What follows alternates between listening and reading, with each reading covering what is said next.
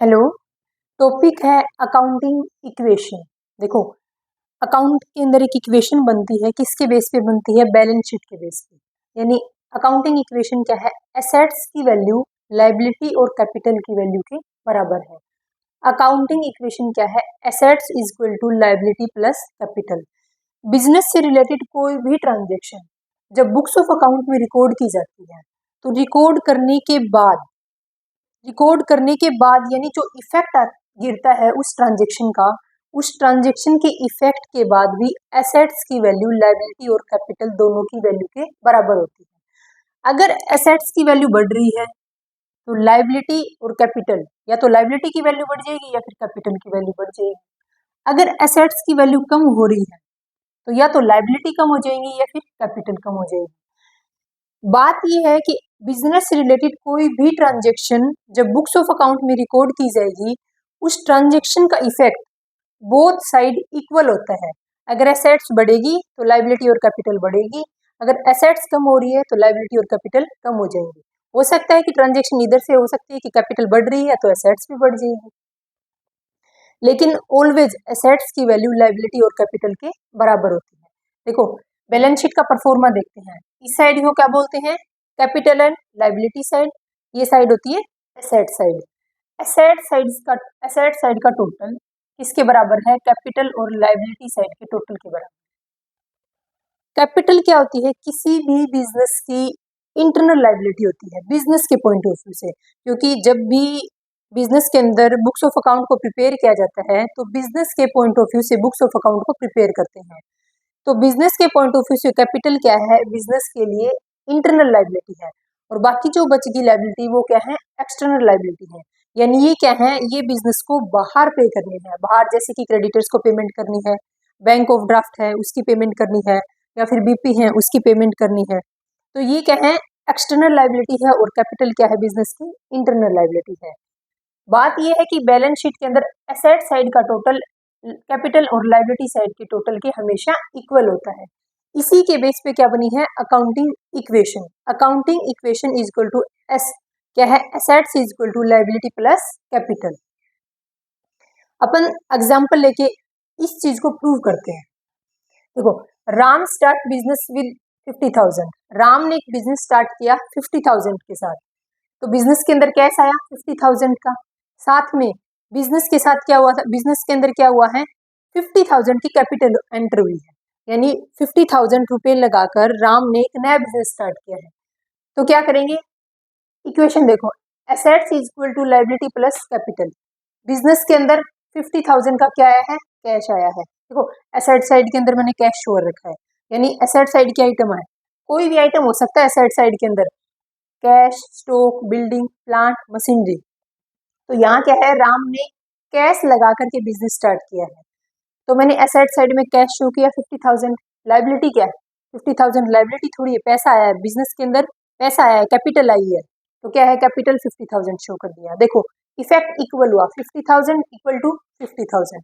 यानी मैंने एक ट्रांजेक्शन देखी, एक ट्रांजेक्शन का इम्पैक्ट आपको किसके ऊपर शो करके दिखाया? इस अकाउंटिंग इक्वेशन के ऊपर। इस ट्रांजेक्शन के इफेक्ट होने के बाद भी, यानी इस ट्रांजेक्शन के बुक्स ऑफ अकाउंट में रिकॉर्ड करने के बाद भी अकाउंटिंग इक्वेशन का result assets is equal to liability plus capital रहा। देखो, assets is equal to liability plus capital. अब एक और एग्जांपल लेते हैं। सेकंड एग्जांपल है, Ram purchased furniture for cash. Ram ने फर्नीचर परचेज किया है, और किसमें किया है? कैश में किया है।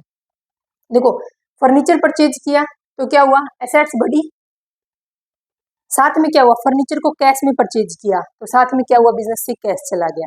इस ट्रांजेक्शन का इफेक्ट देखो, इक्वेशन क्या है अपनी? Assets is equal to liability plus capital. देखो, पहले क्या था? आया था बिजनेस के अंदर 50,000 कैश, मैंने पीछे वाली इक्वेशन को साथ में लिया है ताकि पीछे वाली इक्वेशन का रिजल्ट भी शो हो और आगे वाली इक्वेशन के साथ में भी, ठीक है। तो देखो, कैश वाली ट्रांजेक्शन 50,000 पहले से थी हमारे पास, प्लस कैपिटल 50,000 पहले से थी। इस ट्रांजेक्शन का इम्पैक्ट क्या हो रहा है? देखो, 20,000 का कैश दे करके हमने क्या परचेज किया? फर्नीचर। अगर कैश दिया 20,000 का तो कैश क्या होगा? 20,000 से कम हो गया। देखो, कैश क्या हो गया? 20,000 से कम हो गया, मैंने ब्रैकेट में शो कर दिया, माइनस में लगाया। फिर क्या है? 20,000 का बिजनेस के अंदर फर्नीचर आया है, तो मैंने फर्नीचर पॉइंट डाल के फर्नीचर के अकाउंट में शो कर दिया। इधर क्या है 20,000 का फर्नीचर आ गया, उसके बदले में हमने कैश में पेमेंट कर दी। इस साइड कोई भी इम्पैक्ट नहीं हुआ, लेकिन एक साइड एंट्री होकर भी क्या हुआ, दोनों का रिजल्ट क्या आया, सेम आया। यानी ये वाली एंट्री सिर्फ एसेट साइड इफेक्ट डाल रही है, लेकिन फिर भी क्या है, अकाउंटिंग इक्वेशन को प्रूव कर रही है। यानी एसेट्स की वैल्यू किसके बराबर आई है, लायबिलिटी के बराबर आई है। कैसे देखो, 20,000 का फर्नीचर आ गया, लेकिन बदले में कैश में पेमेंट किया ना, तो क्या हुआ, 20,000 हमने क्या कर दिया, कैश में से माइनस कर दिया।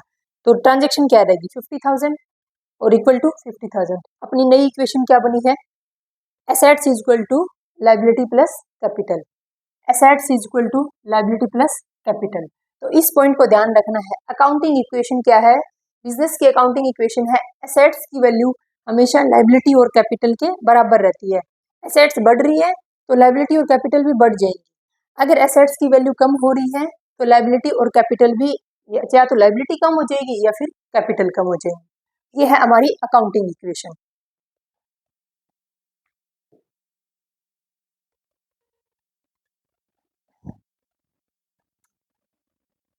नेक्स्ट टॉपिक अपना rule of debit and credit. देखो बिजनेस में बहुत सारी ट्रांजेक्शन होती है, हर ट्रांजेक्शन के दो इम्पैक्ट होते हैं, एक डेबिट साइड, दूसरा क्रेडिट साइड। कोई भी ट्रांजेक्शन अगर किसी भी अकाउंट को, एक अकाउंट को डेबिट कर रही है तो उतनी ही अमाउंट से दूसरे अकाउंट को क्रेडिट भी करेगी। यानी इम्पैक्ट क्या रहेगा, इक्वल रहेगा, debit is equal to credit रहेगा। यानी कहने का मतलब है बिजनेस से रिलेटेड कोई भी ट्रांजेक्शन जब बुक्स ऑफ अकाउंट में रिकॉर्ड होती है तो जितनी अमाउंट से एक खाते में वृद्धि और कमी होती है ना, उसी अमाउंट से दूसरे खाते में उतनी ही अमाउंट की वृद्धि और कमी होती है। तो अब डेबिट किस अकाउंट को डेबिट करें, किस अकाउंट को क्रेडिट करें, ये अपनी मनमानी पर डिपेंड नहीं है। यानी हम अपनी मर्जी से किसी अकाउंट को डेबिट और क्रेडिट नहीं कर सकते, उसके लिए कुछ रूल रेगुलेशन दे रखे हैं। उन रूल के बेस पर हम जिस अकाउंट का नेचर डेबिट होने का है उसको डेबिट करते हैं, जिस अकाउंट का नेचर क्रेडिट होने का है उसको क्रेडिट करते हैं, लेकिन इम्पैक्ट इक्वल रहेगा। एक ट्रांजेक्शन से डेबिट साइड और क्रेडिट साइड दोनों क्या रहेंगी, इक्वल रहेंगी। यानी एक ट्रांजेक्शन से कम दो अकाउंट इफेक्ट होंगे। तो डेबिट और क्रेडिट के रूल को हमने दो पार्ट में कैटेगराइज किया है, यानी दो मेथड हैं जिन मेथड के थ्रू हम बुक्स ऑफ अकाउंट के अंदर ट्रांजेक्शन को रिकॉर्ड कर सकते हैं। फर्स्ट मेथड है अमेरिकन सिस्टम, या फिर इसको अपन मॉडर्न अप्रोच भी बोल सकते हैं, और सेकंड क्या है, इंग्लिश सिस्टम या फिर ट्रेडिशनल अप्रोच बोल सकते हैं। इस इंग्लिश सिस्टम या ट्रेडिशनल अप्रोच को अपन डबल एंट्री सिस्टम बोलते हैं, और इसी डबल एंट्री सिस्टम के बेस पर बुक्स ऑफ अकाउंट को तैयार करते हैं। इंडिया के अंदर क्या है, इस डबल एंट्री सिस्टम को बेस मानकर, यानी एक ट्रांजेक्शन के बेस पर दो अकाउंट एक साथ इफेक्ट होते हैं, उतनी ही अमाउंट से एक अकाउंट डेबिट होता है और उतनी ही अमाउंट से दूसरा अकाउंट क्रेडिट होता है। तो डबल एंट्री सिस्टम के बेस पर बुक्स ऑफ अकाउंट को तैयार करते हैं। इसको हम बाद में पढ़ेंगे, एक बार इसका एक्सप्लेन करते हैं। देखो अमेरिकन सिस्टम या मॉडर्न अप्रोच क्या करती है, किस अकाउंट को डेबिट करेंगे, किस अकाउंट को क्रेडिट करेंगे, ये डेबिट और क्रेडिट के रूल अकाउंट के नेचर पर डिपेंड करेंगे। ये डेबिट और क्रेडिट के रूल किस पर डिपेंड करेंगे, अकाउंट के नेचर पर डिपेंड करेंगे। यानी अकाउंट कैसा है, अकाउंट के नेचर पर डिपेंड करेगा कि ट्रांजेक्शन के किस पार्ट को डेबिट किया जाएगा और किसको क्रेडिट किया जाएगा। तो इस डेबिट और क्रेडिट के रूल को हम किस पर डिपेंड कर रहे हैं, अकाउंट के नेचर पर डिपेंड करेंगे। किस मेथड के अंदर, अमेरिकन सिस्टम या मॉडर्न अप्रोच के अंदर। इसको हमने इस अकाउंट को हमने 5 पार्ट में कैटेगराइज किया, यानी 5 तरीके के अकाउंट हो सकते हैं। First assets account, second liability account, third capital account जिसको अपन क्या बोल सकते हैं, ओनर इक्विटी अकाउंट या फिर ओनर कैपिटल अकाउंट, फोर्थ है लॉस और एक्सपेंसेस अकाउंट, और फिफ्थ है रेवेन्यू और इनकम अकाउंट। एसेट से रिलेटेड जितने भी ट्रांजेक्शन होंगी एसेट्स अकाउंट के अंदर, लायबिलिटी से रिलेटेड जितनी भी ट्रांजेक्शन है लायबिलिटी अकाउंट के अंदर। लायबिलिटी के अंदर ये देखेंगे कि लायबिलिटी बढ़ रही है तो किस साइड लिखेंगे, लायबिलिटी कम हो रही है तो किस साइड लिखेंगे। इन पांचों अकाउंट के अंदर ये देखेंगे कि एक ट्रांजेक्शन डेबिट साइड में कैसा इम्पैक्ट डाल रही है और क्रेडिट साइड में कैसा इम्पैक्ट डाल रही है। हर अकाउंट का नेचर अलग है। आपको एक एग्जांपल देती हूँ, जैसे एसेट्स है, अगर एसेट्स की वैल्यू बढ़ रही है तो एसेट्स के अकाउंट को डेबिट करते हैं, और अगर घट रही है तो एसेट्स के अकाउंट को क्रेडिट करते हैं। यही लाइबिलिटी है। अगर लाइबिलिटी बढ़ रही है, अगर बिजनेस की लाइबिलिटी बढ़ रही है तो लाइबिलिटी अकाउंट को क्रेडिट करते हैं। देखो यहाँ अगर एसेट्स बढ़ रही थी तो मैंने उसके अकाउंट को डेबिट किया था। एसेट्स यहाँ सॉरी लाइबिलिटी बढ़ रही है तो उसके अकाउंट को मैंने क्रेडिट किया है। इसीलिए ऊपर ये लिखा हुआ है कि किस अकाउंट को डेबिट करेंगे, किस अकाउंट को क्रेडिट करेंगे, किसके ऊपर डिपेंड करेगा, अकाउंट के नेचर पर डिपेंड करेगा। तो ये है डेबिट एंड क्रेडिट के दो मेथड जिसके थ्रू हम बुक्स ऑफ अकाउंट को प्रिपेयर करते हैं। मोस्ट इंपोर्टेंट मेथड है इंग्लिश मेथड या फिर ट्रेडिशनल मेथड जिसको हम फॉलो करते हैं, यानी जिसको हम बोल सकते हैं डबल एंट्री सिस्टम। अब इनको क्या करते हैं हम वन बाय वन एग्जांपल समझते हैं, ऐसे पता नहीं चलेगा, ठीक है।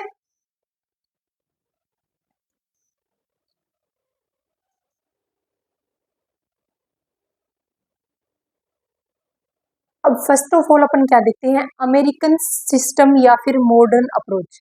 इसके अकॉर्डिंग ये देखते हैं कि ट्रांजेक्शन को बुक्स ऑफ अकाउंट में किस तरीके से रिकॉर्ड करेंगे, यानी कैसे डेबिट और क्रेडिट के रूल को हम कैसे फॉलो करेंगे, किस पे डिपेंड करता है इस सिस्टम के अकॉर्डिंग, इस मेथड के अकॉर्डिंग किस पे डिपेंड करेगा, किस अकाउंट को डेबिट करेंगे और क्रेडिट करेंगे, अकाउंट के नेचर पर डिपेंड करेगा। ध्यान रखना है अकाउंट के नेचर पर डिपेंड करता है इस मेथड के अकॉर्डिंग कि किस अकाउंट को डेबिट किया जाएगा और किस अकाउंट को क्रेडिट किया जाएगा। अब देखो हमने अकाउंट के नेचर पर डिपेंड कर रहे हैं तो अकाउंट को 5 पार्ट में कैटेगराइज किया। 5 पार्ट के अकाउंट हो सकते हैं, देखो 5 टाइप के। First assets account, liability account, capital account जिसको हमने बोला था ओनर इक्विटी अकाउंट या फिर ओनर कैपिटल अकाउंट, लॉस और एक्सपेंसेस अकाउंट, रेवेन्यू और इनकम अकाउंट। अब इनका इफेक्ट देखते हैं कैसे कैसे होता है। अगर एसेट्स की वैल्यू में इंक्रीज हो रहा है, अगर बिजनेस के अंदर एसेट्स परचेज कर रहे हैं यानी बिजनेस की एसेट्स बढ़ रही हैं तो एसेट्स को डेबिट साइड में लिखेंगे, इसमें एसेट्स के अकाउंट में डेबिट साइड में लिखेंगे। अगर एसेट्स को सेल कर रहे हैं यानी एसेट्स की वैल्यू में कमी हो रही है तो एसेट्स को कहाँ लिखेंगे, एसेट अकाउंट में क्रेडिट साइड में लिखेंगे। इसका एक एग्जांपल देखते हैं, जैसे मशीनरी परचेज किया, मशीनरी परचेज करने से बिजनेस के अंदर मशीनरी की वैल्यू बढ़ गई, यानी बिजनेस के अंदर मशीनरी ऐड हुई है। बिजनेस पर मशीनरी परचेज की, मशीनरी परचेज करने से एसेट्स बढ़ी है, इसलिए हम क्या करेंगे एसेट्स अकाउंट के डेबिट साइड में लिखाएंगे टू मशीनरी। ये क्या है liability account. Second liability account क्या है, अगर लाइबिलिटी के अंदर वृद्धि हो रही है तो क्या करेंगे क्रेडिट साइड में लिखेंगे लाइबिलिटी अकाउंट के। अगर लाइबिलिटी में कमी हो रही है तो कहाँ लिखेंगे, डेबिट साइड में लिखेंगे। अगर वृद्धि हो रही है तो क्रेडिट साइड में लिखेंगे और लाइबिलिटी में अगर कमी हो रही है तो डेबिट साइड में लिखेंगे। देखो नेचर उल्टा है, एसेट्स में वृद्धि हो रही थी तो डेबिट कर रहे थे, लाइबिलिटी में वृद्धि हो रही है तो क्या कर रहे हैं, क्रेडिट कर रहे हैं उसको। इसको देखो लोन फ्रॉम राम, राम से लोन ले लिया 20,000 का, एज्यूम करो 20,000 से बिजनेस की लाइबिलिटी बढ़ गई। अगर बिजनेस की लाइबिलिटी बढ़ी है, लाइबिलिटी का नेचर क्या होता है, अगर लाइबिलिटी बढ़ रही है तो लाइबिलिटी अकाउंट के क्रेडिट साइड में लिखते हैं।